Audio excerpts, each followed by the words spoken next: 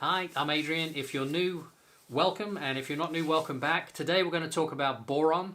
I'm going to give you a quick list now of the reasons why it's so vitally important that you learn more about this little known mineral, and then we'll dive more into detail. So number one, arthritis, and the reason I did my research, it has a profound impact on improving arthritis, and it's dramatic how quickly it can do that. Number two, it's important for bone growth and maintenance. Number three, it greatly increases the speed of wound healing. Number four, it has profound effects on the sex hormones, estrogen, and testosterone. It also helps prevent vitamin D deficiency. Number five, it's very important for the absorption of magnesium into the bones. Number six, it's a strong anti-inflammatory. Number seven, it increases the levels of the antioxidant enzymes. Number eight, I think it protects against oxidative stress, and it helps prevent against heavy metal toxicity, and I think it's useful to remove heavy metals from the body. Number 10, it improves cognitive performance, brain electrical activity, and short-term memory in the elderly, and hopefully in the not-so-elderly. It's been shown to have preventative and therapeutic effects for cancers such as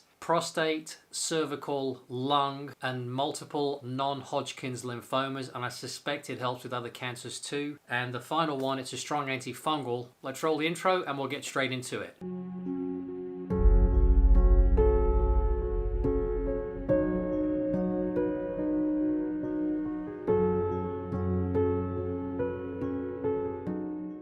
First of all, what is it? Boron is a trace mineral. It's a micronutrient. It's absolutely vital for the functioning of life in plants, animals, and human beings. Recent research suggests that it's probably vital for the actual evolution of life on Earth, and yet for some reason it's largely ignored. Until I went doing my research, particularly about arthritis, I'd never heard of boron. Boron has tremendous beneficial effects when it comes to arthritis and appears to massively improve that. Now, certainly in my situation, what I went looking for was, I love walking, and where I live, it's beautiful with the mountains and everything. It's amazing. After a long walk, I'd struggle to get up from the seat, and certainly for the next day or two, I was very sore around my hips and my lower back. And also, I do a lot of work with my hands. I love working on things, and certainly in the cold weather, my hands were getting really sore, as were my shoulders. I did my research, got into that, and all those things are absolutely fine now. I'm a little stiff sometimes after a walk, but it passes very quickly. When I was doing my research about boron and arthritis, I came across an Australian guy, and in the description below I'll put links to the other documents that refer to this. Now, he was a plant specialist, and he'd realised that boron was important for plants, but he had arthritis. I don't remember why he got into this, but he started taking boron, his arthritis went away. He stopped taking boron, the arthritis came back again. He started taking boron, I don't actually know why he stopped in the first place, but anyway, he started taking it again and the arthritis went away. Told other people about it, he started helping them, started producing pills for them. He got such strong demand for it, he asked a pharmaceutical company to help him, and I think they took the royal hump with him. Or maybe it interfered with their profit model. I've got no idea what was driving that, but basically the government was lobbied. He was no longer allowed to do what he was doing, and if you do research on borax now, it's actually registered as a poison, which is really interesting because we'll get onto that later on. Anyway, so if you do your research on arthritis and boron, what's really interesting is in the areas of the world that have got high boron content in the groundwater and the soil, they have the lowest rates of arthritis on the planet, around or less than 1%. I think Israel particularly has very high boron content. The Xhosa tribe in South Africa drink high boron content water, and they have an arthritis level of about 3%. Yet when the tribal members move away to cities and start on the local produce and the local water, their arthritis levels raise up to the levels common in that area. If you look at the areas with the lowest boron content in the groundwater and the soil, they have the highest rates of arthritis around the world, anywhere from 20 to 70%. So that, to me, was a massive thing. I've certainly found it to be incredibly beneficial. Boron's important for bone growth and maintenance, and it prevents calcium loss and demineralization, so I suspect it would have a strong hand in osteoporosis, or the prevention or help prevention of that, especially teamed up with magnesium. And an interesting thing about bone growth, it also makes the bones incredibly strong. I remember reading a really interesting thing about an elderly woman who was scheduled to have a hip replacement. And I think she was in her 80s, if I remember rightly. She fell down a flight of stairs. Now, old people are like fragile glass normally, and that normally would have been catastrophic and she'd have broken a lot of bones. Didn't break anything, and in fact, when she went for the hip surgery, they had to change the saw out because the bones were so strong, the saw they were using couldn't cope. And she'd been using boron, I think, for about 6 months. So if you want strong bones, I think boron's probably the way to go. Boron greatly improves wound healing. I only came across this recently, but an application of 3% boric acid to a deep wound reduced the time required in intensive care by 2/3.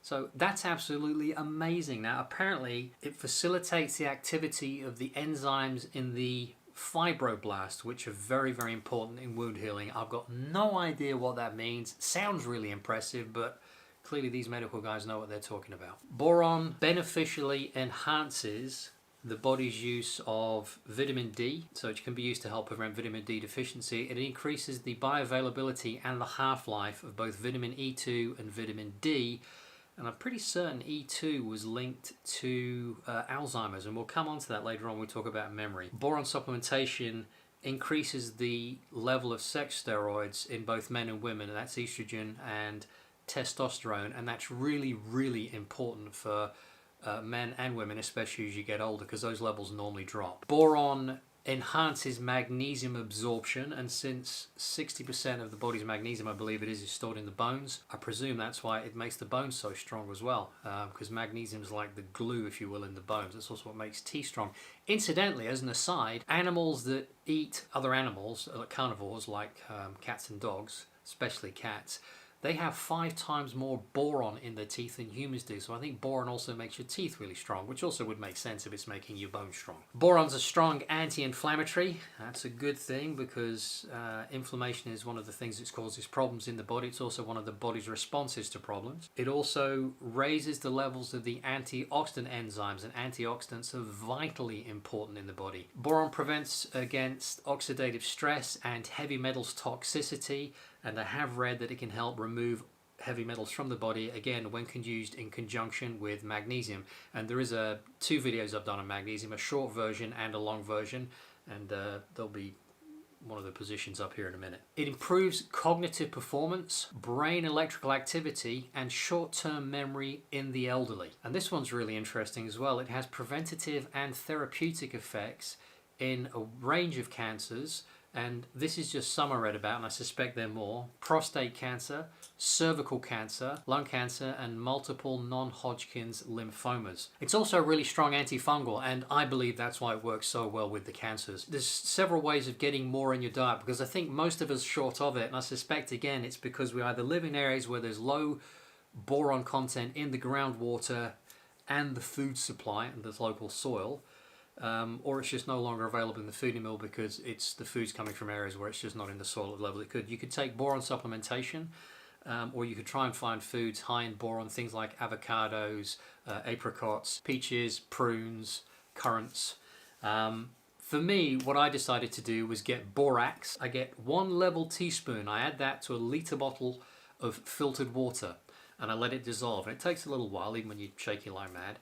And then I take 1 teaspoon of the resultant mixture every morning. I've been taking that every day for about 3 years now. And I've been taking the magnesium as well by applying it topically, which you'll see in the other videos.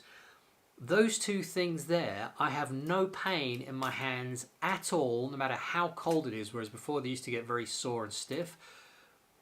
My hips after a long walk, yeah, sometimes they're a little sore if it's a long walk, but that passes, whereas before it would be several days before I could walk properly again. And the pain and discomfort in my shoulders, I tend to sleep on one side with my arm out, or the other side with the other arm out, and these shoulders would be it would be hard to get out of bed in the morning. They were so sore. I have none of that anymore.